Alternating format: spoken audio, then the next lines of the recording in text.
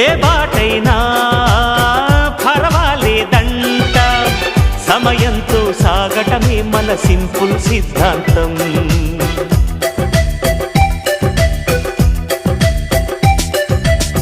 చిరుగాలికి పరిమళమిచ్చే సిరిమల్లెల వనమై ఉందాం, గగనాన్ని నేలను కలిపే హరివిల్లుల బంతెన అవుదాం.